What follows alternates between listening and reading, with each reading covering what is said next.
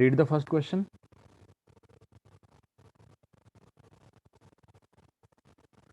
A telescope is used to resolve two stars separated by separation between the stars. I will call this separation as a small d.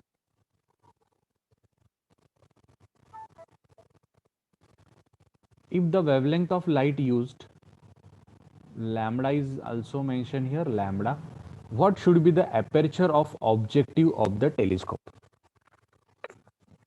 Okay, now actually this separation is given in terms of radian, so I will call this separation as a d theta. Okay, so I have the value of d theta 4.6 into 10 raised to minus 6 radian. Lambda is given, I will write like 5.46 into 10 raised to minus 7 meter. हमें क्या निकालना है? What should be the aperture of objective of the telescope. Telescope word आया है, सबसे बड़ा hint यहाँ पे telescope is mention. Okay, aperture हमें टेलीस्कोप का यहाँ पे फाइंड आउट करना है. उस एपर्चर को हम बोल सकते हैं, will call that aperture as a small D बोलेंगे उसको एपर्चर. ओके, या फिर उसको कैपिटल डी भी बोल सकते हैं, डजेंट मैटर. जो कुछ भी वहाँ पे एपर्चर हम यूज कर रहे हैं उसको हम कैपिटल डी, आप कैपिटल डी बोलो या फिर स्मॉल डी बोलो, it depends on your logic. Now this D theta equal to 1.22 lambda, अगर आपको याद होगा तो टेलीस्कोप की केस में ये रिलेशन हम यूज करते हैं, D theta equal to 1.22 lambda divided by A. If you remember, देखिए कुछ नोट्स में आपको कैपिटल डी मिलेगा, कुछ नोट्स में इसको स्मॉल डी भी बोला है, but we have used it as a A. हमने एपर्चर को क्या बोला था? ए बोला था, इसलिए हम ए यूज करेंगे एपर्चर के लिए. Now I have to find out this a, so I will write like 1.22 lambda divided by d theta. चलो इसको सॉल्व कर दो बस. 1.22 lambda is 5.46 into 10 raised to minus 7, and this d theta is given 4.6 into 10 raised to minus 6. Okay, we have to find out the value of a. Directly I will get the answer. यहाँ पे हमें answer directly मिल जाएगा. इसको थोड़ा सा हम approximately कर सकते हैं. देखिए कैसे, I will make it as a 12. इसको मैं कंसिडर करता हूँ 12 अप्रोक्सीमेशन. देखिए इसको मैंने कंसिडर किया 12, इसको कंसिडर किया 46. ये 12.2, एक से पॉइंट इसका शिफ्ट, एक से पॉइंट इसका शिफ्ट. सो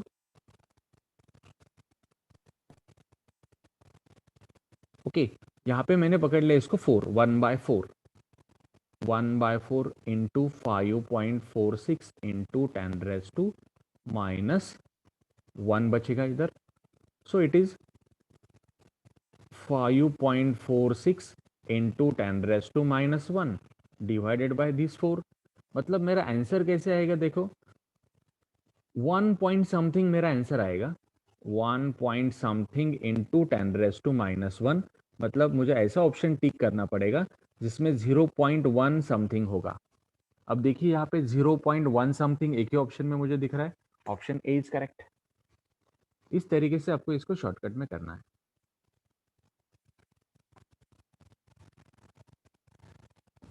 कैलकुलेशन समझ में आया आपको? देखो मैंने इसको क्या कर दिया, इसको मैंने कर दिया 12 और इसको मैंने कर दिया 46 इंटू 5.46 इंटू इधर बचा कौन? 10 रेज टू माइनस 1 ना, ये दोनों का. अब देखो यहाँ पे 1, यहाँ पे 4. सो इसको मैं 4 से डिवाइड करूंगा यहाँ पे, तो देखिए ना यहाँ पे क्या हो रहा है, 1 point something into 10 raise to minus 1. Minus 1 इसके अंदर डाल दिया तो 0.1 something metre. So option A is correct. सीधी बात है. ये फॉर्मूला आपको याद रखना है. D theta equal to 1.22 lambda divided by A. We have discuss, telescope word आया तो ये फॉर्मूला हम डायरेक्टली यूज करेंगे. D theta equal to 1.22 lambda divided by A.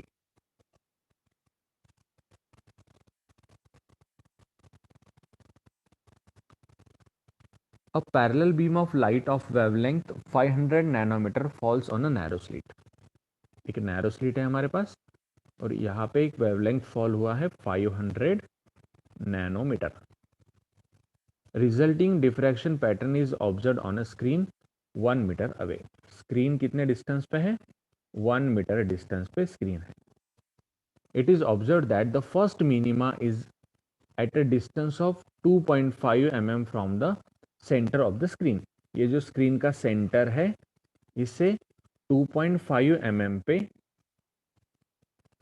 2.5 mm पे फर्स्ट मिनिमा है. मिनिमा का नंबर कितना है? फर्स्ट है, फर्स्ट मिनिमा है. The width of the slit is, width हमें स्लिट का निकालना है. विड्थ ऑफ द स्लिट को हमने ए बोला था अगर आपको याद होगा तो. Okay, now here we will go for the relation. देखिए n lambda capital D by small D. Small D की जगह पे क्या आता है? मैंने आपको लॉजिक बताया था इसका कि स्मॉल डी की जगह पे यहाँ पे क्या आता है? ए आता है क्योंकि ये सिंगल स्लिट वाला है. सो यहाँ पे आएगा X. X equal to N lambda capital D by small D रहता है. ये कब रहता है? वाई डी एस ई में रहता है. X equal to N lambda capital D by small D. जब सिंगल स्लिट का एक्सपेरिमेंट आता है तो ये स्मॉल डी की जगह पे हमें ए लिखना पड़ेगा. ओके, बाकी कुछ भी चेंज नहीं है. X equal to N lambda capital D divided by A. अब देखो मुझे यहाँ पे ए फाइंड आउट करना है. विड्थ ऑफ द स्लिट, ये जो स्लिट है ना इसका विड्थ ए है. So A equal to N lambda capital D divided by X. Okay, अब देखो यहाँ पे एन का वैल्यू कितना है? 1 दिया है. मिनिमा का कंडीशन है या याद रखो आप, मिनिमा का कंडीशन हम यहाँ पे यूज कर रहे हैं. N is 1, lambda is given 500 into 10 raised to minus 9 meter. Capital D is given again 1 and x. X is distance on the screen ना, ये screen के ऊपर का distance x है. It is 2.5 into 10 raised to minus 3. X is the distance on the screen. X ये distance on the screen होता है, हमेशा याद रखो. N number of that minima, lambda wavelength, capital D is the source and screen का distance and x is the distance of that band on the minima या फिर maxima on the screen. Now यहाँ पे चलो इसको simplify कर दो बस. I will write it as a 50 into 10 raised to minus 8. 10 raised to 1, ये 10 raised to 1 and ये इसका 10 raised to minus 1 कैंसिल हो गया दोनों.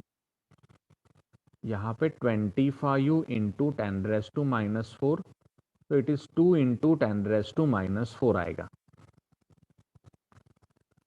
ए आएगा 2 into 10 raised to minus 4. अब ऑप्शंस देखिए आप, 0.2, 1, 2, 1.5 एंड सबके सब नैनोमीटर में है. ओके, नाउ यहाँ पे जो ऑप्शन दिए गए हैं नैनोमीटर में, यहाँ पे एक ऑप्शन मिलीमीटर में होना चाहिए. आई थिंक यहाँ पे थोड़ा सा उन्होंने ऑप्शन में ही गलत दिया है. This option A should be 0.2 mm. सब नैनोमीटर में मैच ही नहीं होगा ना, क्योंकि देखो यहाँ पे 2 into 10 raised to minus 4 metre आया है. 2 into 10 raised to minus 4 यहाँ पे आया है. अब देखो नैनोमीटर के साथ मैचअप ही नहीं हो सकता है अगर आपने वैल्यूज देखे तो मिलीमीटर के साथ मैचअप हो सकता है. कैसे? 2 into 10 raised to minus 1 millimeter means 0.2 millimeter. So option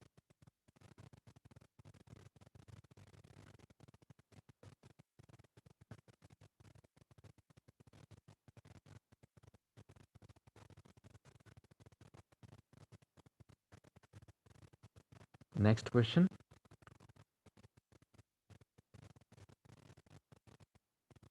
Read the next question. It should be diffraction. A diffraction pattern is obtained by using a beam of red light. what will happen if the red light is replaced by blue light?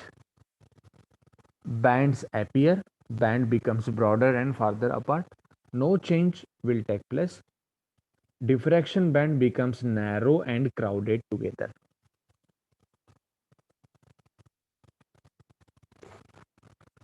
Okay, now firstly he is using red light. Okay, he got some diffraction pattern. ये जो bands यहाँ पे तैयार हुए bright dark इस तरीके से. Okay, पहले हमने रेड लाइट यूज़ किया था, उसका कुछ तो वेवलेंथ होगा लैम्डा ऑफ रेड लाइट. उसके बाद में हमने ब्लू लाइट यहाँ पे यूज़ किया है, उसका कुछ तो वेवलेंथ होगा लैम्डा बी. अब देखिए बैंड्स डिसअपियर हो जाएंगे, ब्रॉडर हो जाएंगे, कुछ भी चेंज नहीं होगा, diffraction pattern will become narrow and crowded together. अब देखो हमारे पास जो फॉर्मूला होता है x equal to lambda capital D by small D होता है. ओके, अब देखिए रेड एंड ब्लू लाइट, मतलब यहाँ पे चेंज कौन होने वाला है? लैम्बडा चेंज होने वाला है. रेड लाइट जब आया तब लैम्बडा आर, ब्लू लाइट के लिए lambda B. Capital D change नहीं होगा, स्मॉल डी भी चेंज नहीं होगा. सोर्सेस के बीच का डिस्टेंस चेंज नहीं किया है, सोर्स एंड स्क्रीन के बीच का डिस्टेंस भी चेंज नहीं किया है, मतलब x is directly proportional to lambda. इस रिलेशन के हिसाब से यहाँ पे चेंज होना चाहिए. कैपिटल डी स्मॉल डी दोनों कांस्टेंट है, x is directly proportional to lambda. अब देखिए wavelength of red light and wavelength of blue light. Red light का वेवलेंथ सबसे ज्यादा होता है, बराबर है. मतलब जब हमने यहाँ पे रेड लाइट फॉल किया था तब x हमें कैसा मिला? लार्जर मिला, बड़ा मिला रेड लाइट के लिए. अब देखो जब हमने ब्लू लाइट यूज किया तब कंपेरेटिवली x कैसे मिलेगा? स्मॉलर मिलेगा, क्योंकि वेवलेंथ ऑफ रेड लाइट बड़ा होता है as compare to the blue light. मतलब x का वैल्यू जो है रेड लाइट के केस में लार्जर होगा एंड ब्लू लाइट के केस में कंपेरेटिवली स्मॉलर होगा.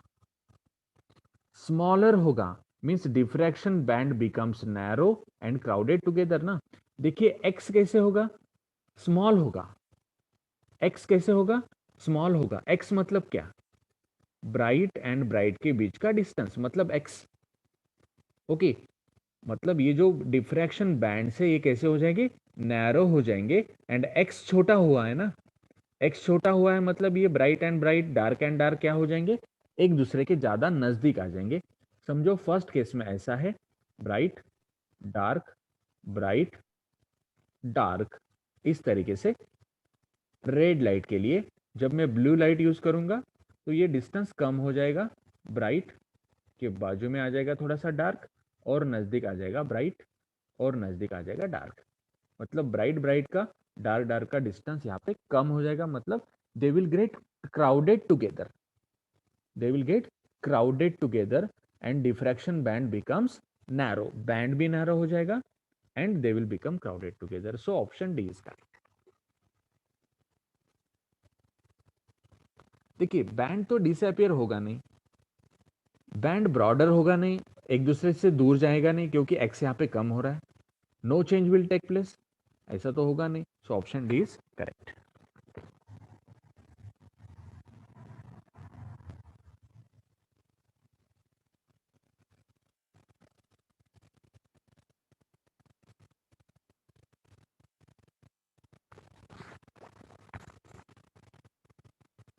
A parallel beam of light of wavelength gets refracted by a single slit.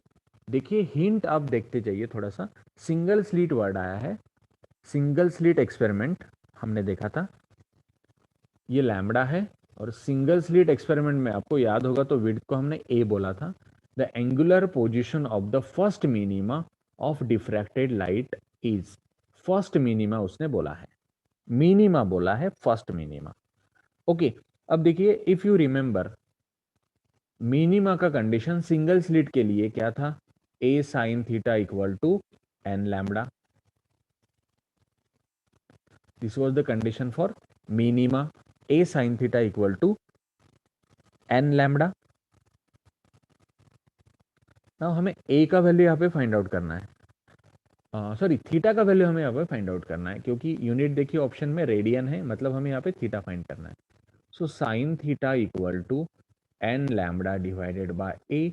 N कौन से नंबर का मिनिमा है? फर्स्ट नंबर का मिनिमा है।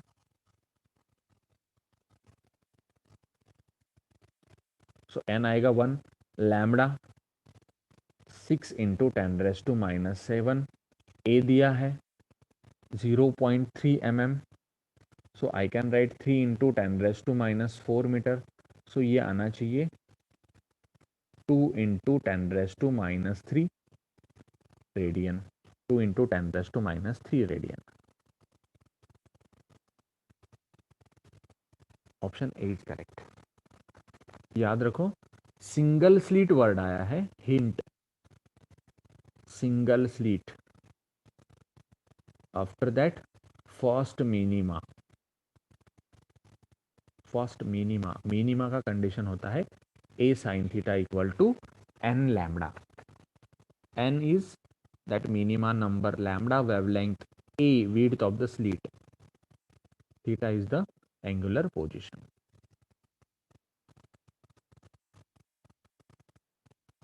अब देखो ये साइन थीटा का वैल्यू आया है ना, पर ये वैल्यू देखिए, ये वैल्यू बहुत ही छोटा है।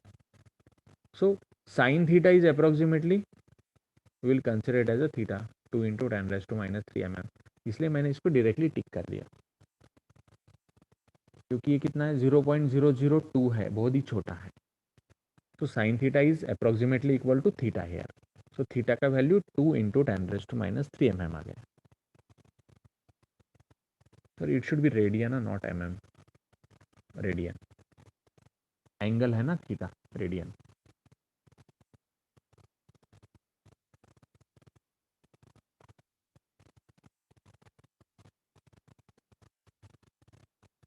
Light of wavelength 600 nanometre is incident on aperture of size. Aperture का साइज उसने यहाँ पे मेंशन किया है। I will call the size of aperture as A या फिर डी भी बोल सकते। The distance up to which light can travel such that it spreads is less than the size of the aperture is. इस type का एक question हमने class में किया था, एनसीईआरटी में दिया है क्वेश्चन इस टाइप का। Okay, the distance up to which it spreads, okay, इस डिस्टेंस को बोला जाता है फ्रेजनेल डिस्टेंस। इस डिस्टेंस को क्या बोलते हैं हम? फ्रेजनेल डिस्टेंस इसको हम बोलते हैं, जेड एफ, और इसका रिलेशन आता है d² बाय लैम्बडा। अब देखिए d का वैल्यू आपको दिया है, d कितना दिया है 2 × 10⁻⁻, ये नैनोमीटर नहीं है, यहाँ पे एक करेक्शन है, it should be millimetre. So it is 2 × 10⁻³ का square, lambda is 600 × 10⁻⁹ metre. Okay, अब देखो इसको हमें सिंप्लीफाई करना पड़ेगा। हमने यहाँ पे d का स्क्वायर कर दिया डिवाइडेड बाय लैम्बडा। d 2 × 10⁻³ है, लैम्बडा 600 × 10⁻⁹ है। So it is 4 × 10⁻⁶ divided by 6 × 10⁻⁷. So it is 2/3. It is 2/3 into, so it is 20/3. देखो ये दोनों को अगर सॉल्व किया तो ऊपर 10⁻+1 आएगा, सो ये हो जाएगा 20/3।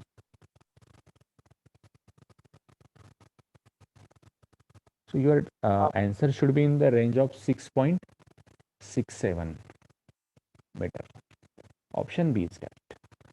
याद रखो एक टाइप का एक क्वेश्चन हमने लिया था क्लास में, फ्रेजनेल डिस्टेंस इसको बोलते हैं, फ्रेजनेल डिस्टेंस। लाइट ऑफ वेवलेंथ उसने बोला है, एक एपर्चर पे फॉल हुआ है, उसका साइज भी दिया है। The distance up to which light can travel such that it spread less than the size of aperture, मतलब आपका एपर्चर इस तरीके का होगा, इधर से लाइट फॉल हो रहा है तो लाइट आपका कितना स्प्रेड हुआ, less than size of aperture, कितने डिस्टेंस तक इस तरीके से लाइट आपको दिखेगा, इस डिस्टेंस को बोला जाता है ZF। इसके बाद में समझो लाइट आपका एपर्चर से ज़्यादा मॉडरेशन में स्प्रेड हो गया। इसके बाद में कहाँ तक एपर्चर से छोटा है, यहाँ तक एपर्चर से छोटा है, तो इसको बोला जाता है Fresnel distance.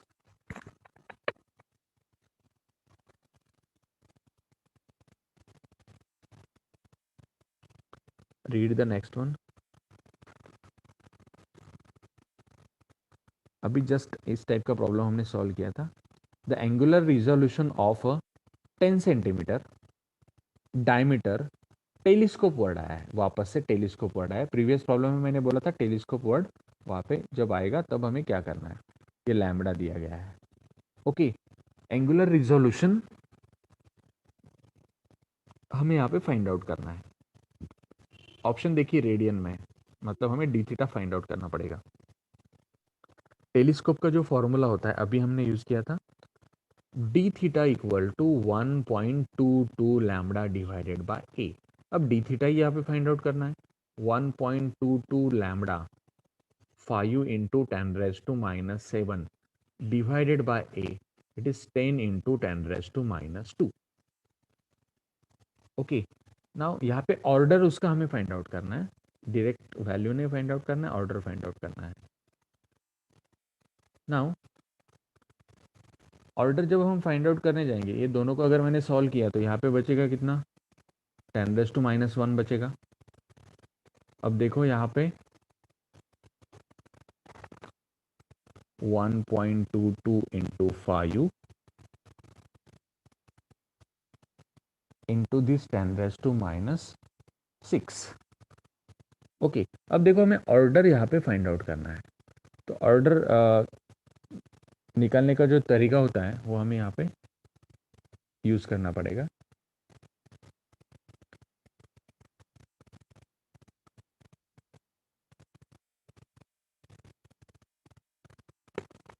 Now it is 1.22 into 5 into this,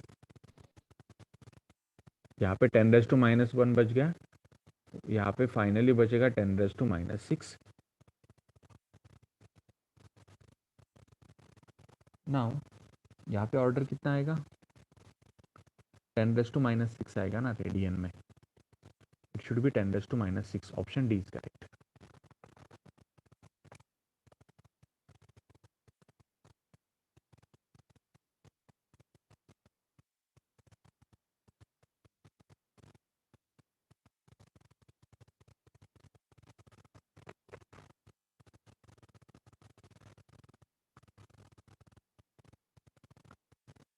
In a Fresnel biprism experiment, two positions of lens give separation between the slits as 16 centimeter and 9 centimeter respectively. The actual distance of the separation is, if you remember, Fresnel biprism experiment, अगर आपको याद है तो देखिए हमने ऐसे biprism experiment यहाँ पे एक परफॉर्म किया था।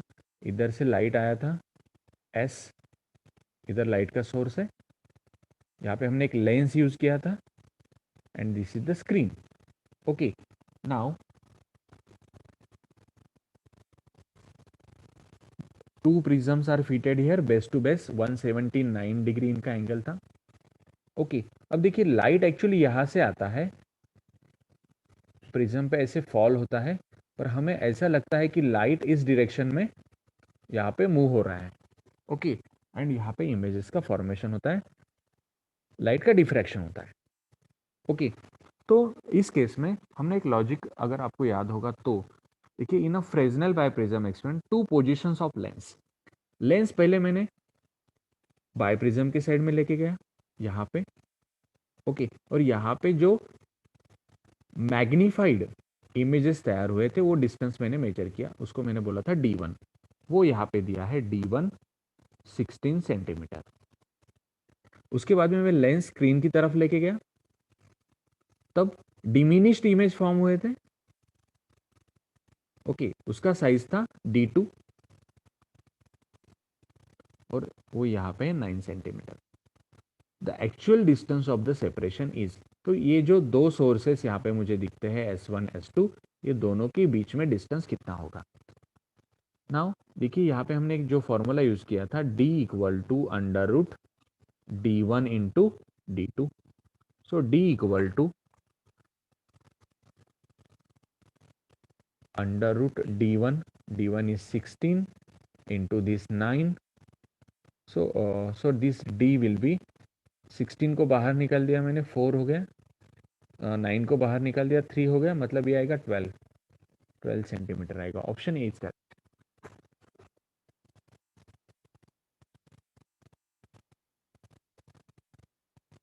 फ्रेजनेल बाइप्रिज्म एक्सपेरिमेंट।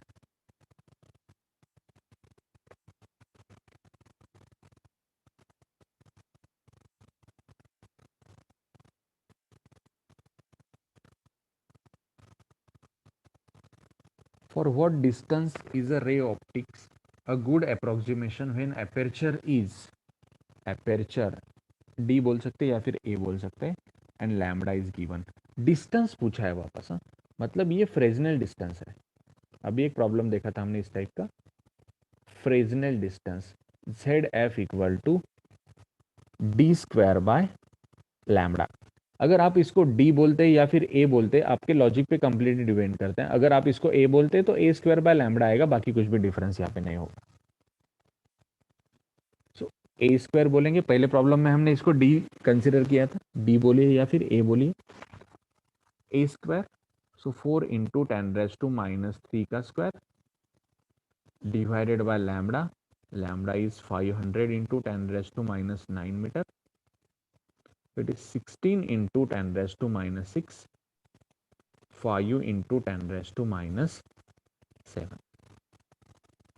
सो यहाँ पे हमारा जो आंसर आएगा 3 point something.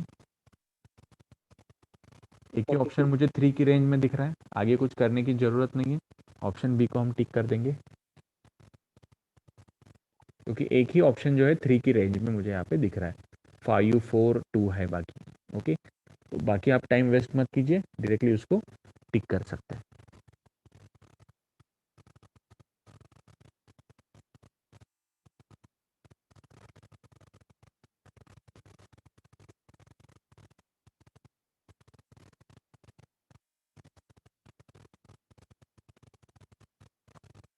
For the same objective what is the ratio of least separation between 2 points to be distinguished by a microscope for the light। Wavelength दिया है, वर्डिंग थोड़ा सा अलग दिया है यहाँ पे, वर्डिंग को नहीं डरना है। वेवलेंथ दिया है and electrons accelerated through voltage 100 volt. Electron का एक्सेलरेशन यहाँ पे उसने बोला है at 100 volt, used as a illuminating substance. Okay, for the same objective what is the ratio of least separation between 2 points बोला है to be distinguished by the microscope. Very important word again here, microscope word यहाँ पे आया है।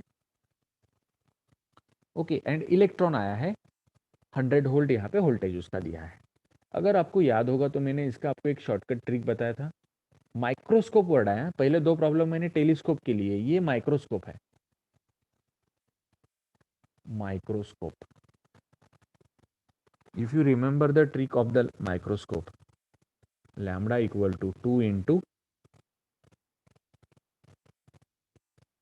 Lambda equal to DNA बोला था ना, lambda equal to DNA। So lambda equal to D into NA।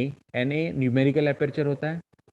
अब देखिए ये जो न्यूमेरिकल एपर्चर यहाँ पे होता है तो उसका फॉर्मूला 2 साइन अल्फा रहता है। Lambda equal to D NA, देखो लैम्बडा इक्वल टू DNA, याद रखने के लिए आसान जाएगा आपको। Lambda equal to D, numerical aperture directly नहीं दिया है, 2 साइन अल्फा में न्यूमेरिकल एपर्चर को लिख सकता हूँ। नाउ यहाँ पे देखिए उसने एक जो कंसेप्ट यूज किया है, 2 वेवलेंथ का मुझे रेशियो यहाँ पे फाइंड आउट करना है। Ratio of the least separation between the 2 points, least separation between the 2 points. So now first case,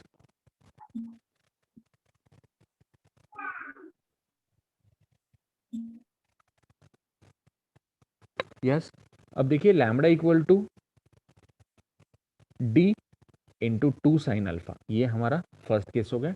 अब सेकंड केस में उसने इलेक्ट्रॉन यहाँ पे मेंशन किया है। इलेक्ट्रॉन की केस के लिए if you remember lambda equal to 12.27 divided by under root V, ये हमने एटम मॉलिक्यूल न्यूक्लियर में ये रिलेशन हमने देखा था। तो लैम्बडा देखो यहाँ पे कैसे आएगा, 12.27 divided by under root V ना, मतलब अंडर रूट 100। सो ये अंडर रूट 100 मीन्स 10, ऊपर गया तो -1 हो जाएगा, 1.227 आएगा। फिर ये बाय डिफॉल्ट एंगस्ट्रॉन्ग में रहता है। ओके, अब देखो यहाँ पे d1/d2, d is directly proportional to lambda ना, d is directly proportional to lambda, d1/d2 means lambda 1/लैम्बडा 2 है। अब देखिए लैम्बडा 1 का वैल्यू तो हमें दिया है ना, लैम्बडा 1 का वैल्यू कितना दिया है 5000, एंड लैम्बडा 2 कितना आया अभी 1.227। इन दोनों को बस सिंप्लीफाई कर दो, 5000 से छोटा मेरा आंसर आना चाहिए, ऑप्शन डी 5000 से बड़ा है, मतलब ये 3 में से मेरा आंसर होना चाहिए। अगर इसको आपने सिंप्लीफाई किया तो 4075 आना चाहिए आपका आंसर, 4075। देखिए इसमें उसने थोड़ा सा कंफ्यूज किया है, उसने क्या बोला है, ऑब्जेक्टिव के बारे में बोला है, for the same objective what is the ratio of least separation between the 2 points, मतलब पहले केस का D1 एंड दूसरे केस का D, पहले केस का D एंड दूसरे केस का D, ये दोनों का हमें रेशियो निकालना है। अब देखो lambda is directly proportional to D here, lambda यहाँ पे क्या हो रहा है, डायरेक्टली प्रोपोर्शनल टू D हो रहा है, न्यूमेरिकल एपर्चर। अब देखिए केस 2 में उसने क्या बोला है, इलेक्ट्रॉन मेंशन किया है एंड उसका वोल्टेज दिया है, तो वहाँ पे मुझे एक सेकंड वाला लैम्बडा मिल जाएगा, उसको मैं लैम्बडा 2 बोलूँगा। और यहाँ पे जो फर्स्ट वाला है लैम्बडा 1 5000 तो उसने मेंशन किया है ऑलरेडी। ओके, तो ये लैम्बडा 1 के साथ मुझे ये लैम्बडा 2 सिर्फ निकालना पड़ेगा एंड दोनों का डिवीजन यहाँ पे करना पड़ेगा।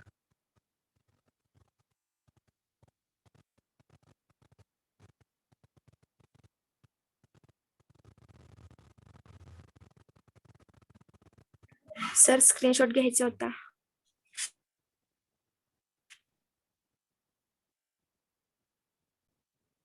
Yes, next one.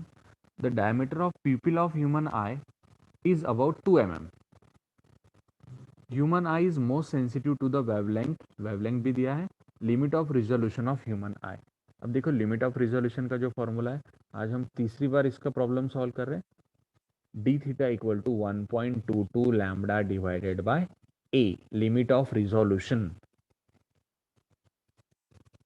Limit of resolution d theta equal to 1.22 lambda divided by a.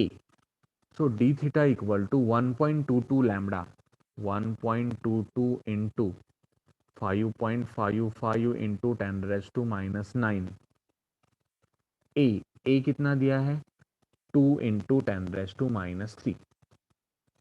Okay, बस इसको सिंप्लीफाई कर दो, it is in the range of, देखो इसको 1, 0.6, 1। अब ये दोनों को अगर हमने सिंप्लीफाई किया इंटू 10⁻⁻⁴ अगर कर दिया तो ये आएगा 3.39 इंटू 10⁻⁻⁴। ओके, क्योंकि डिवीजन में 10⁻³ भी यहाँ पे ऊपर पास हो जाएगा। अब इसको मुझे कन्वर्ट करना पड़ेगा। अब देखिए ये जो आया है आंसर, ये रेडियन में यहाँ पे आया है, this answer is in radian, इसको हमें कन्वर्ट करना पड़ेगा। सो 3.39 इंटू 10⁻⁴, 180 by pi। Okay, and options are given in minute. इसका जो कैलकुलेशन आएगा ना पूरा, इसको मल्टीप्लाई करना पड़ेगा इनटू 60, 60 से इसको मल्टीप्लाई करना पड़ेगा, then you will get the final answer. और आपका आंसर आना चाहिए 1.2 मिनट। ये क्रॉस चेक आप कर लीजिए, इसका कैलकुलेशन आपको करना है।